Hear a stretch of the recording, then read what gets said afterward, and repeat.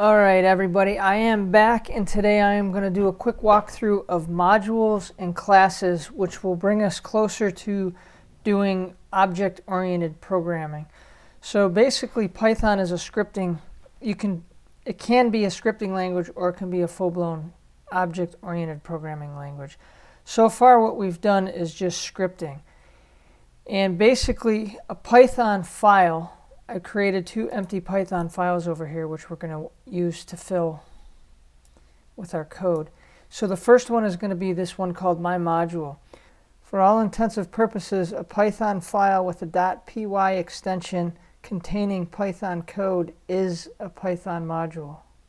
You can put all sorts of Python code in there. For example, you can put things known as functions in there, which we haven't really talked about, so we'll walk through that a little bit. And you can put other things in there called classes, which we will cover in this discussion. And you can put variables and all sorts of different things in there. So the first thing we're going to do is we'll add a function. The function is basically it's a line of code that can be executed by calling the name of the function to do something, right? And the way you define that in Python is there's a keyword called def, D-E-F. That means define. So you want to put that keyword there, and then you create your function name. So for example, we'll create a function called add, and we'll give it 2 parameters. Now, what these parentheses signify is these are the method parameters or arguments that you want to pass in. There's a slight difference between arguments and parameters, but you can use them interchangeably. So these would be integers or float numbers or whatever you want, any kind of number that we can pass into our add method. So this defines your method right here. And then you put a colon here to end that line so that it knows that that line is a function.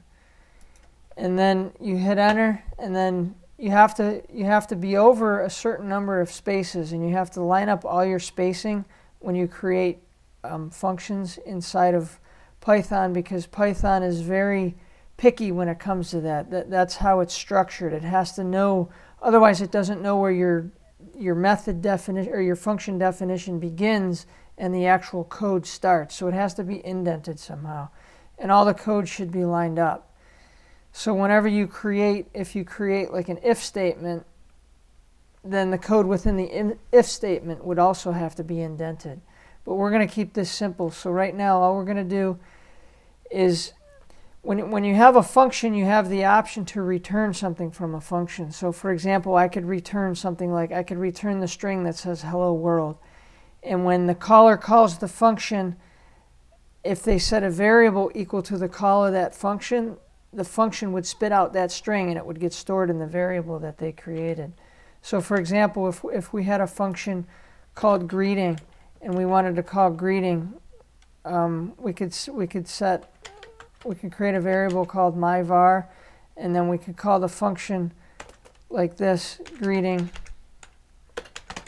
like that, and that would call the greeting function, and then the result that gets sent back from the call of that function would get saved in this variable.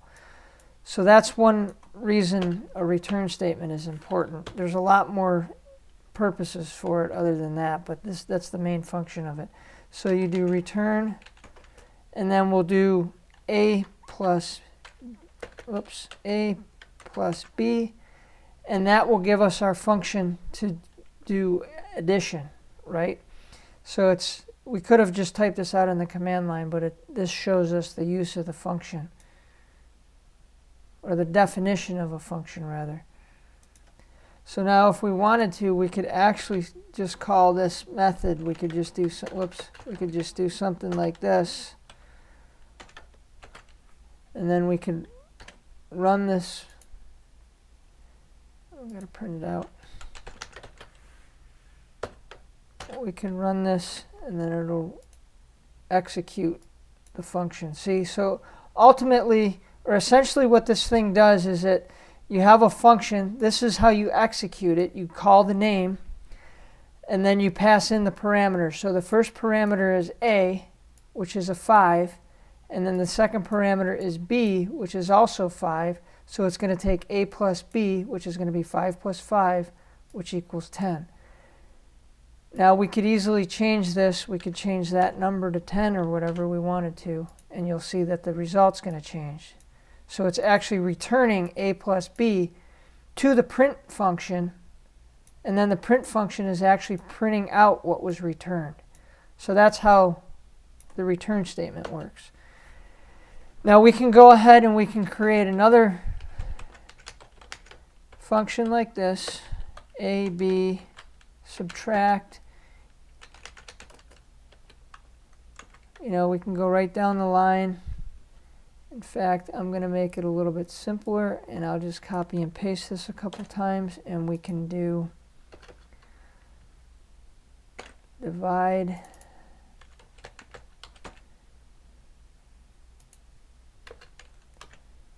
and then we can do multiply.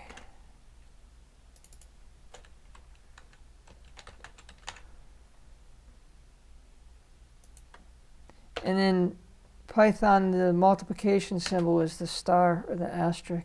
We've created our module called myModule, which has the definition of multiple functions in here, which can be executed however we want. We can execute them internally. We can call them externally with another process. There's a lot of different ways we can access them. So generally when you start and you execute this, so when I click on this run button here, what's happening is it's executing something called main, right? So there's a main process that gets executed and run, which is what enables us to do all that. And we can access that main function by creating it like this. So now when we actually click run on here, what's going to happen, it's not going to do anything but what we put inside the main. So now this is all nice and well here, but when we run it, nothing's going to happen. You can see that it's not doing anything, right?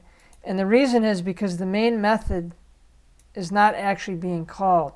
So inside Python, there's a special variable called, it's called name. So if we create an if statement, if, and we do underscore underscore name, like that, and then we say equal equal, what the equals does is the equals going to check to see if the side on the left matches the side on the right. So we'll do main.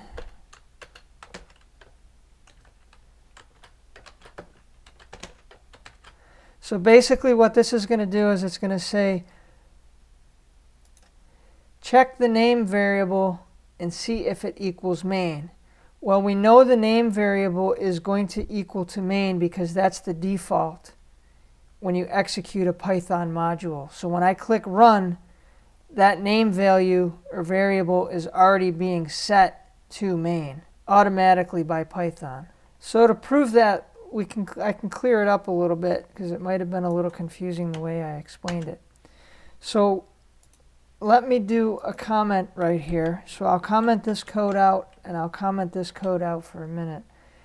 Now, when, like I said, you execute Python module or a Python file, it's going to create a name variable, and that name variable is going to be equal to main, the string. And we can prove that right here by doing a print statement, and then we could see what the name variable is. And that's built right into Python. You don't have to add anything to get access to that. You can just call it. That's part of the Python. See, and when you run it, oops, I got to move it out of here. Because what's happening is it doesn't know what main is yet, so it's not going to execute main because we commented this out. So if I just throw this somewhere outside of the method, what's going to happen is this, when I execute it now, is the code, the script is going to run, and it's going to go line by line, and then it's going to check this statement, and it's going to say, okay, this statement is an executable statement. So these are not executable statements. You have to actually call those, like we did with the greeting example, where we called greeting with the parentheses. that would make it executable so that you can actually execute that function. Now, this print statement will run automatically because it's, remember, we're executing the script functionality of Python.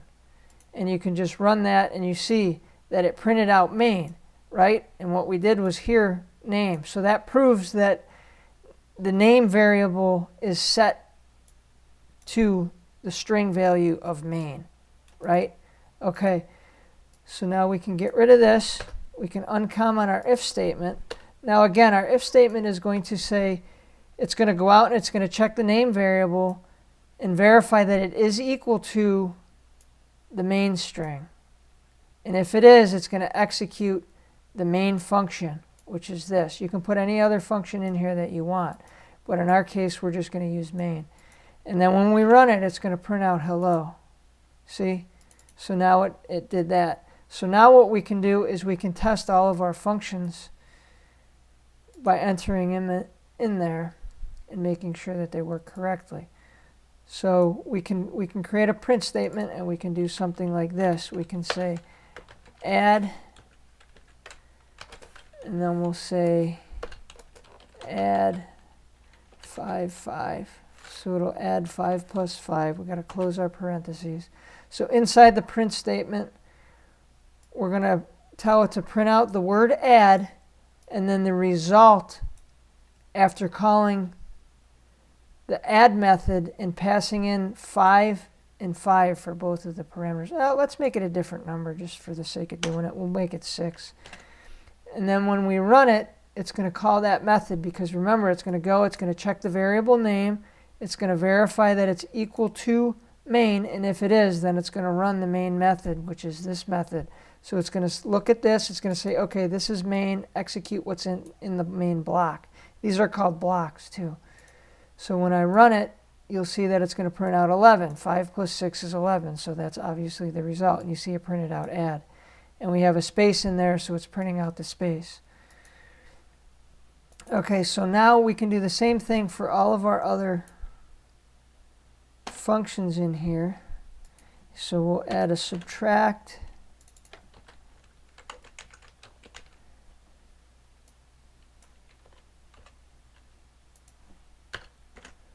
Multiply.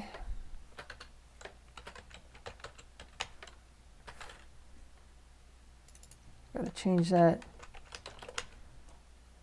Multiply.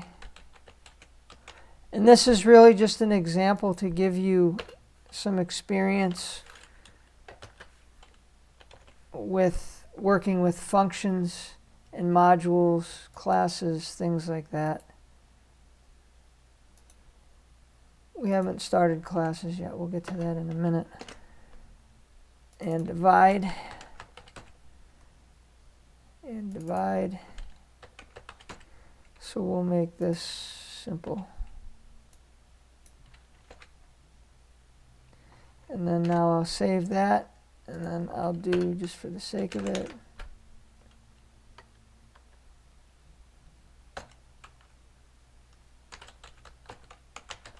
do something like this down here. And then when we run it, you can see it executes one at a time inside that function. And then it executes this one at the end. So you can see that they go in order. And it's going to do addition, subtraction, multiplication, and division. And notice that the one for division, it actually converted it to a float.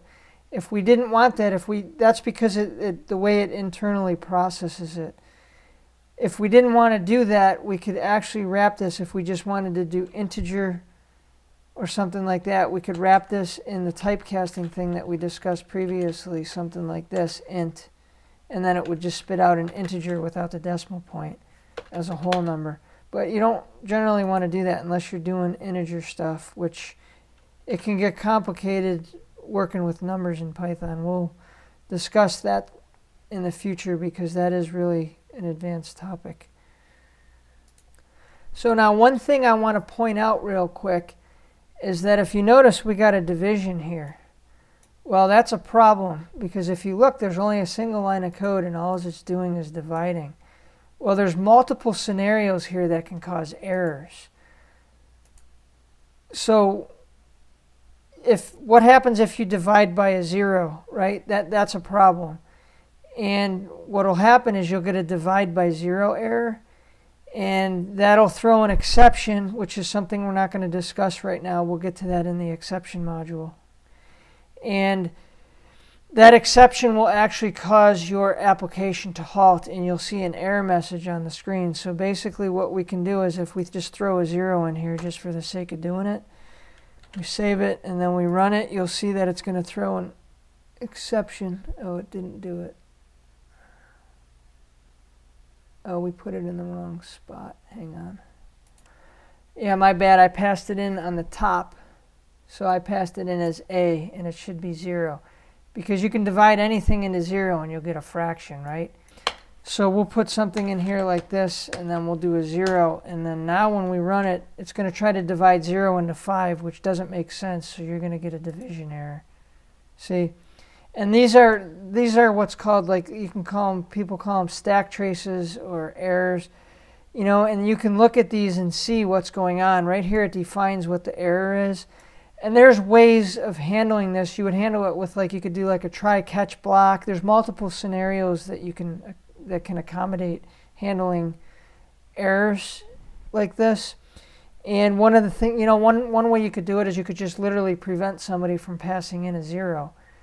You know, you could write code that said, okay, if it's a 0, send back a message that says, sorry, this, you know, can't be a 0 or whatever. But we'll get into error handling at a later date because, again, we're still trying to get through the basics right now. Although error handling is basic, but it's not something in the scope of what we're talking about right now because I want to cover some more object-oriented programming stuff. So a quick summary of what we did is that we've created a module. Let me change this before I forget.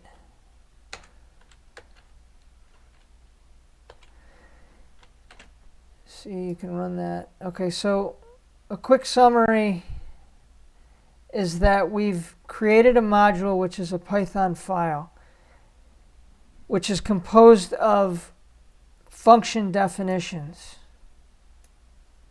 A function is defined with the keyword def, D-E-F, the name of the function, and then whatever parameters you want to pass in. You can just as easily create a function without parameters if you want. If we created another one like this, just for the sake of it, and we'll do this, we'll just say return to keep it consistent with the rest.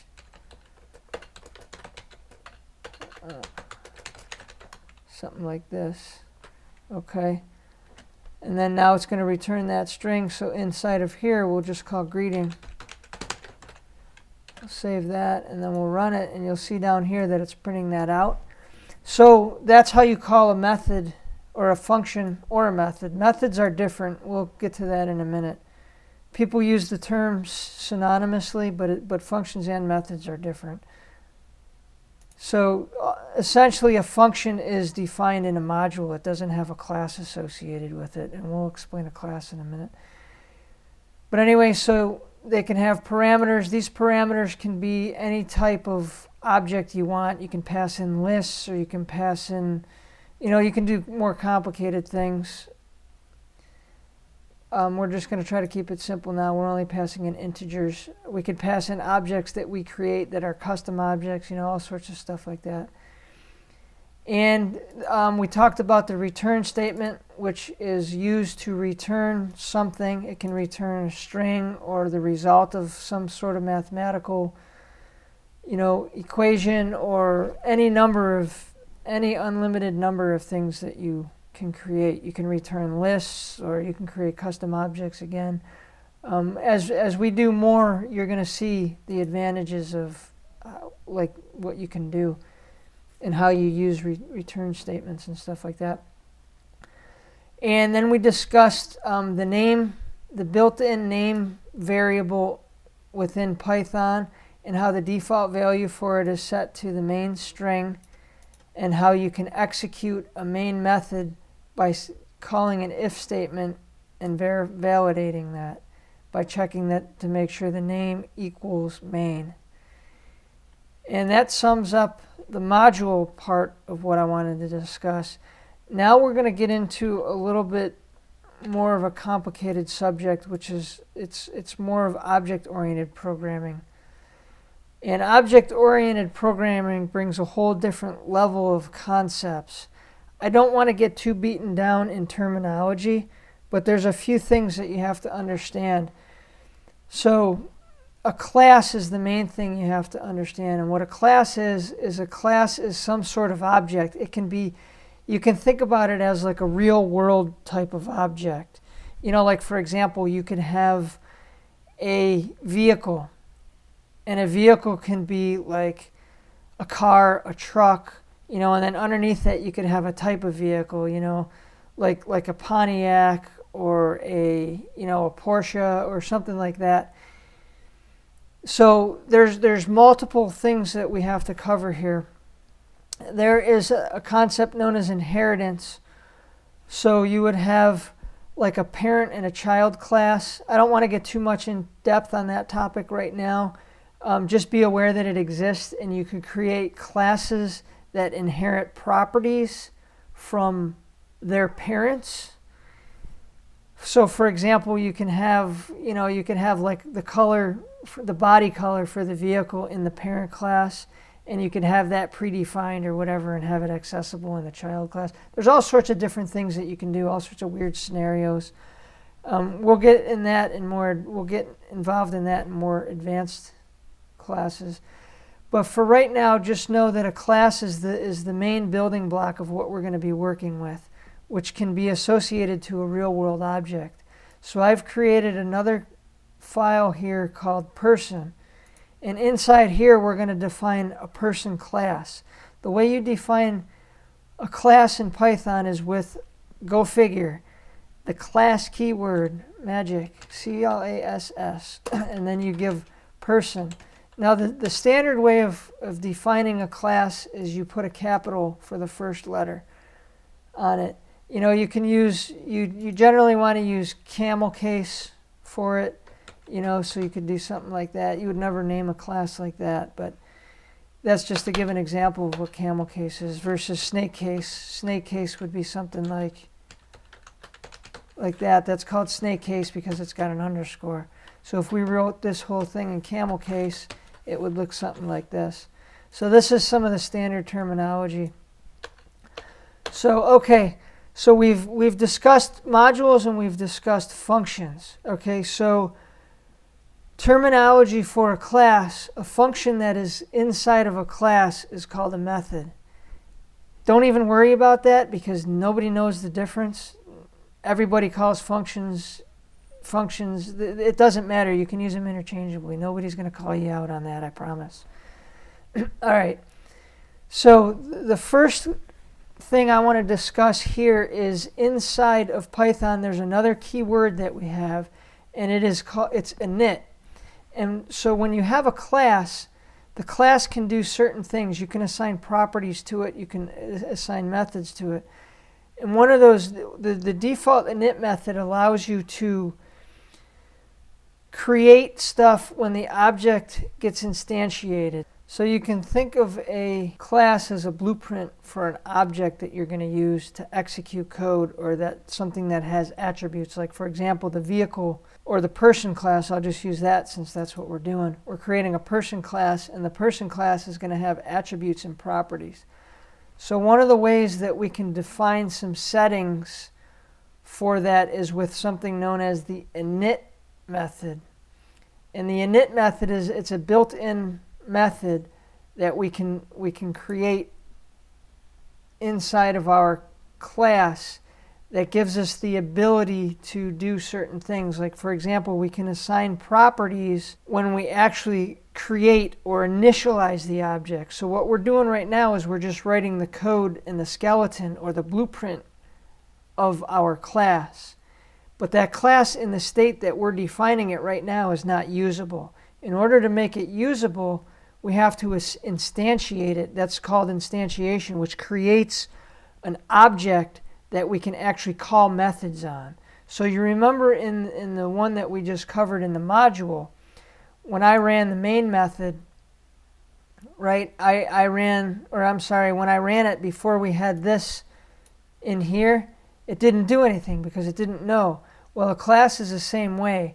You can't just run a class the way it is. You have to actually create an object from that class, which is known as instantiation. So you have to instantiate an object which makes the code within that class usable. So what we're going to do is we're going to create a method called init. So that is defined with a double underscore again. And then inside here, what we can do is we can define, you always have to do self in Python, which is a reference to the class itself. We'll talk about self later. That's important. Just know for right now that it has to be defined in your methods. And we'll talk about situations where you don't want to put it in there and the difference between methods that have it and don't have it. And then we'll have something like, we'll have a first name, then we'll have the last name, then we'll have a street. We'll just put some address information in here. We'll have a city, a state, a zip, and a phone.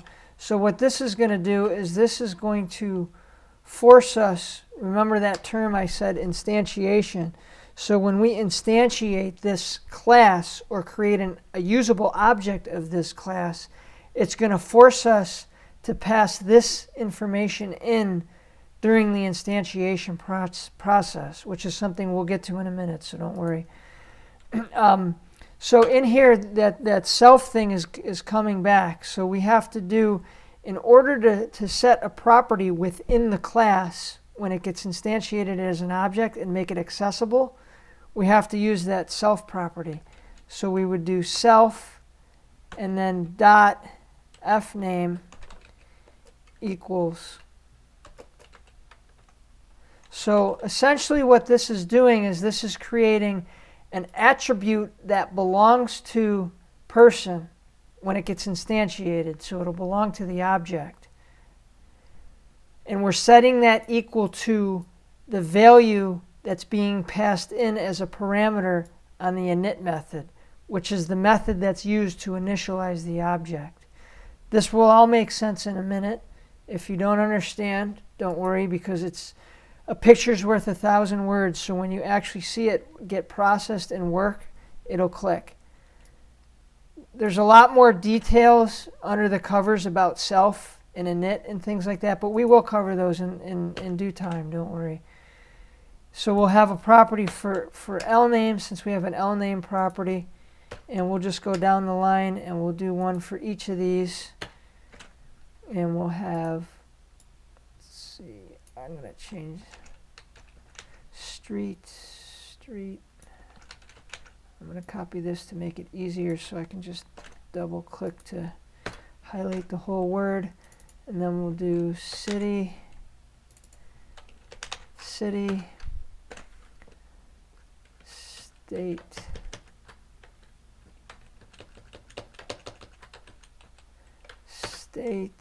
and zip.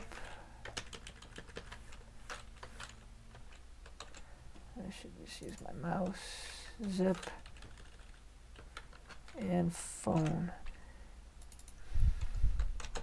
And there's a lot of different things you can do, you know, because we'll get into other things, much more advanced topics, like how to validate a phone number, for example, because you don't want people just passing in any kind of garbage for a phone number. You know, you don't want somebody to be able to pass in like XYZ or ABC for a phone number, because that would be garbage data.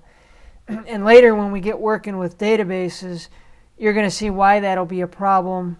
We'll probably get into like relational databases and explain like how all this stuff, I'll show you how all this ties together. And so that is our init method. So when we actually create an instance of this object, that's what instantiation is. You create an instance of this object to make that, which is what makes the code usable. So we can pass it around as like a variable, for example. I'll show you, trust me, a picture's worth 1,000 words. You'll see in a second here. We're going to do one more thing in here. We are going to do another method I want you guys to be familiar with is when you create a class, there is a special type of method, just like the init method is a special type of method. There's one called str, so we'll define it like this. And what that does is when you call, for example, the print statement, and you just pass in your object, your instantiated object of the class, it's going to call this method. Don't worry, that'll make sense in a minute too if it didn't. Remember, we got to use self in here so that it has a reference to the class or the object that gets instantiated, not the class. The class is different than the object. And we'll talk about that when we start talking about more like inheritance and things like that. But I want to get you guys some basics so that you can see, because usually it makes sense. Things clear up if you just, I found for me anyways, if you generally just jump in and start writing code and you fumble through things yourself and then you see it with examples, generally the second or third time through it makes a lot more sense. So it always helps to go through and start fumbling through things on your own. So we're going to do a return statement because we're going to want to return something here. And let's just return, we're going to use our f string again. Remember, we discussed that in a previous video. And that is going to create a variable, the ability to put a variable within a string so that we can print out the value of the variable, remember. So we'll do self, and then we'll do, let's just do lname for last name. Okay, and then we'll do something, I guess we'll just do, let's do first name in here too. All right, and then we got to close our parentheses. Now, what's going to happen is when this method gets called, if we call the print statement on our object, it's going to call the string method, and then the string method is going to execute, and it's just going to return this. Then this is going to say, okay, look at self. Does self have an attribute called lname? Well, self is our object that we're going to instantiate in a minute. And it's going to have that property because it's going to be forced to be passed in up in here, right? So now, in order to execute it, remember that whole thing we got with main? Well, we can do the same thing in here because remember, a Python file is just a module. Within a module, you can put classes, you can put functions, okay, you can put attributes or properties or variables, anything you want. Now, these are methods, and they're called methods, not functions, because they're within a class. We could just as easily define methods, like we could have another method in here called add, like we did over here. We could literally put that method in here and then make it accessible to our object so that it can be executed. So let's go and create our, we'll do the main method down here. The main method now is part of the module, not part of the class. And you know that because of the indentation. I moved over to the left and I removed the indentation. Okay, so you can see the difference now. So main, and then in here now is what we're going to get to, where we instantiate our class to create an object. So, and the way we do that is we create a variable. I'll just call it person. And then we'll set the variable equal to the instantiation of our class. And that the class is instantiated simply by, now if we didn't have any parameters up here other than self, all we would have to do to instantiate this is put parentheses in there, and it would create an object for us to use that we could actually execute methods and pull properties off of and stuff. But because we put the init method there and we have parameters, we have to pass those parameters in. But keep in mind, we don't have to have that init method defined, but the init method is really good because when you create your object, it's going to set all those properties for you. So that's really good if you have things that you want to initialize upon the instantiation of your object. So when your object gets created, if you have things that you want to preset, for example, you know, there's a lot of scenarios that you can use and a lot of use cases for this. And we'll get into some real world use cases later. So for right now, we're just going to say, we'll just call it, I'll use it, make it all look pretty. So first name will be Joe. We'll just do Joe Blow. Let's see, he'll live at 123, I don't know, A Street. That's original, right?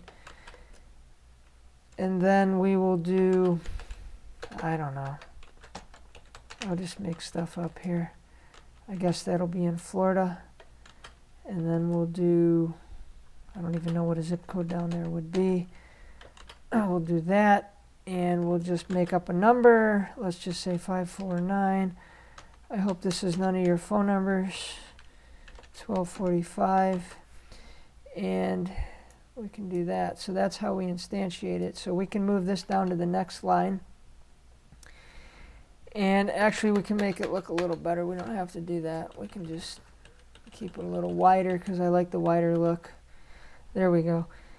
And we'll save this. Now what this is going to do, it's right now if we run it, nothing's going to happen, remember, because we don't have a check to see if name equals main. So it doesn't even know to execute the main function. In this case it's a function, and it's a function because it's not part of the class.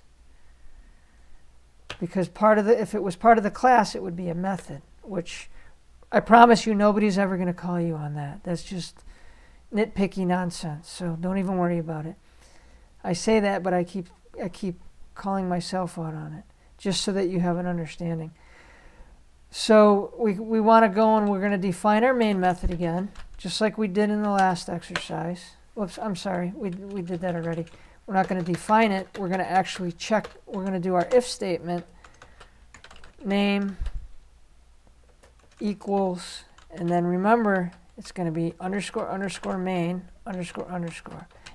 And we have to end it with that so that it knows it's the end of the statement.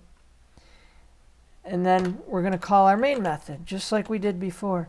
Now, when we do this, when I click the run button, at a later date, I'll show you how to, you can call these at, I don't think I covered it yet in one of my previous videos. I might have talked about it, but you can execute this code from the command line if you just type like Python and then the name of your script, which would be like if I typed Python person and then hit enter, Python space person.py and hit enter, it would execute that from the command line. So it would, the first thing it would do is it would run this if statement, and then it would go and look for the main method, and then it would execute the main method. And in our case, it would just create an object. But we don't even know that the object's created because we don't have any code that does anything.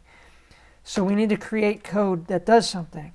So remember this method that I said, this is a built-in piece of Python, so it knows what to do with this method provided you define it.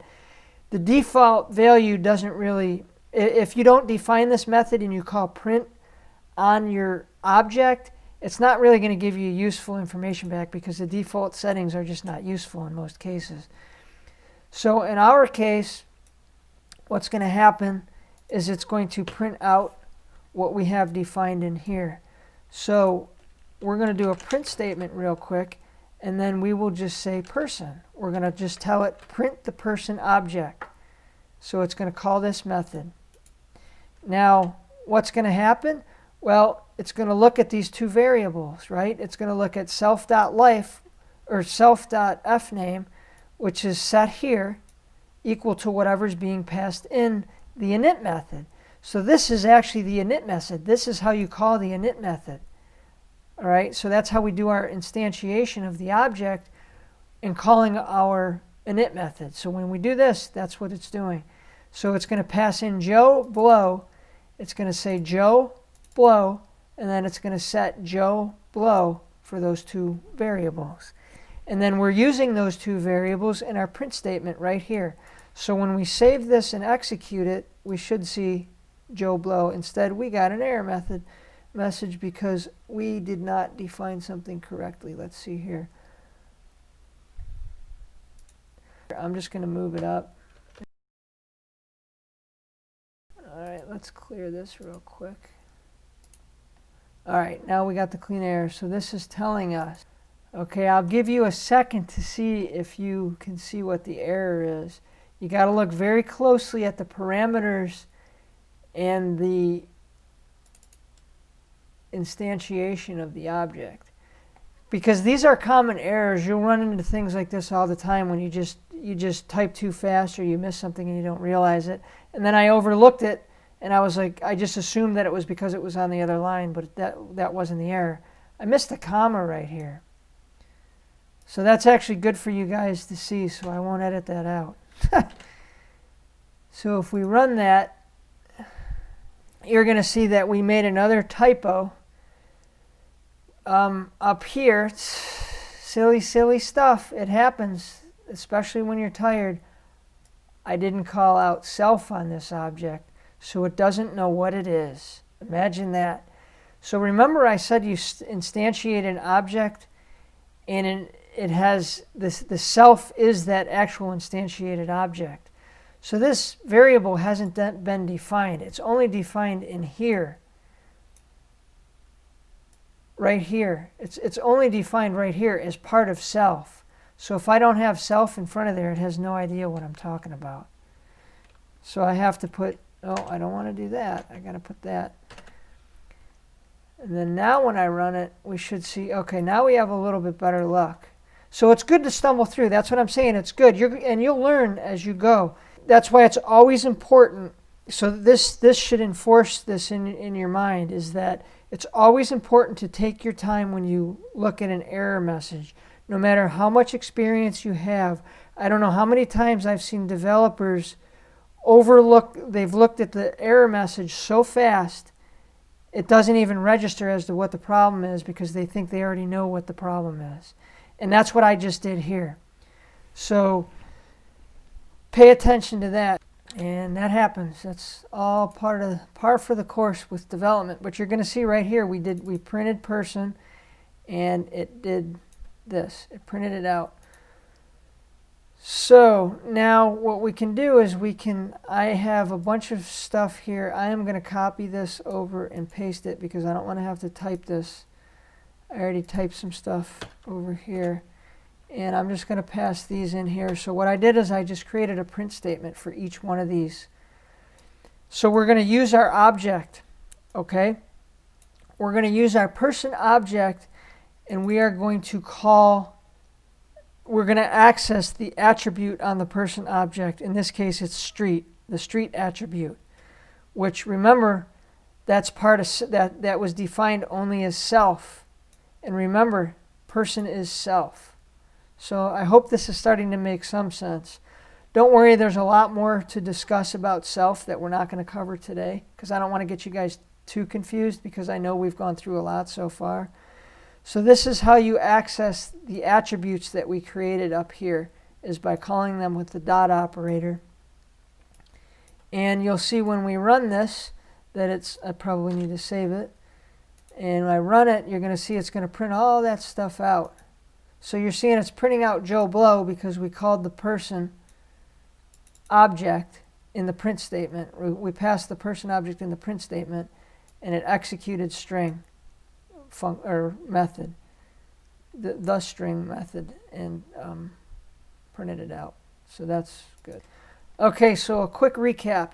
So what we discussed was classes. A class is a blueprint for an object. An object is an instantiated class, so to speak, which, in other words, just think of it as a class that you can actually use, right? It creates an instance or an object of that class in memory so that you can actually pass it around and use it. So we can set it equal to a variable, right? So then we went through creating an init method for a class, so that when that object gets instantiated or created, you can actually preset values into that object.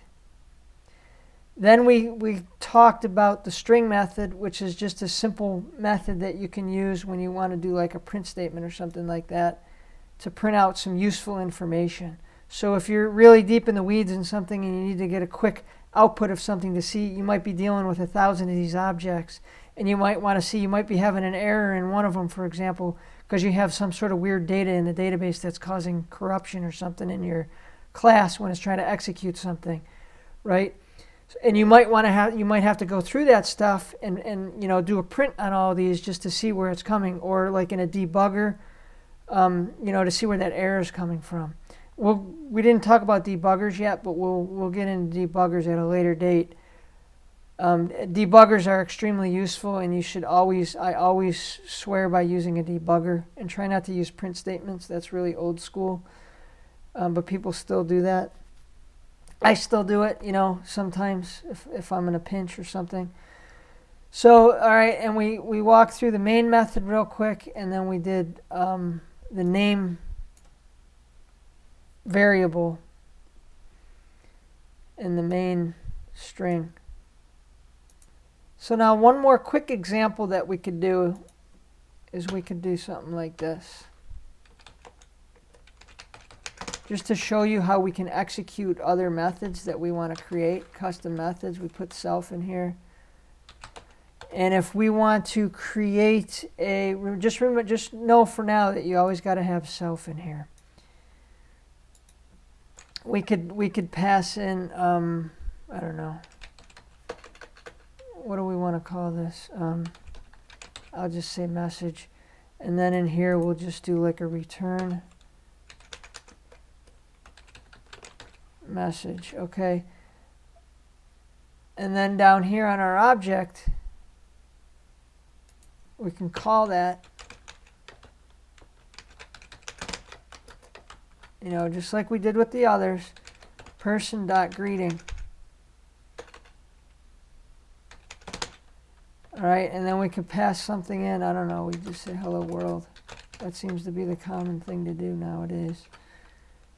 All right, and we close that. It's important to make sure we close our brackets. That's another thing that's a common error is, one, you saw that I left out a comma, but it's also a common error to leave out a parenthesis or something. And a lot of times you might go and write, a few blocks of code. You might spend a half an hour writing a few blocks of code, and then without actually testing it every step of the way, and then you'll get errors and you have to pick them out because, I left out a comma or I left out a bracket or something like that. That's pretty common because it slows you down if you test at every single line. So I generally write big blocks of code before I go through and test it. So now when we run this, it should print that greeting out, okay? So it printed out greeting. So you can see this is how you access. Now remember, this is our instantiated object, okay? We have an instance of our instantiated object in the person variable. So we can call and access attributes on that object. We call it an object now because it contains an object. And you can do that with there's all sorts of libraries and stuff that we can get access to out on the internet. And they have other objects that we can instantiate and use to do all sorts of fun stuff. And we'll go through a bunch of those later. Okay, so my advice for right now is to go online and just start looking around. Pull up IPython, just start playing around, maybe go out and get Thonny. It's Thonny. You can see it up here. It's a good little IDE to start with. It doesn't take any experience. All you got to do is install it, open it, and then you can start working in it right away. I'll get into other more advanced IDEs later. My preferred IDE that I use when I'm actually doing this for work is generally I use PyCharm. Another really good one is called Spider. So I'll get into PyCharm at another time. So anyways, I hope that you guys got something out of this. Please let me know, post in my comments and let me know what you thought. I hope I didn't confuse you too much. I tried to leave a lot of the big terminology out. I hope that didn't cause issues. But now we can sort of fine-tune our terminology bank, so to speak, or knowledge as we go along. I'm going to just sort of introduce things gradually as we build things because it generally makes more sense. I don't want to just throw a whole bunch of terminology at you and just confuse the heck out of you, because that's what it was like me when I was taking classes in school. It was just all this terminology, and it's just overwhelming and your brain just explodes. we'll talk about things like encapsulation, inheritance, and all that stuff gradually. I just want to gradually introduce it.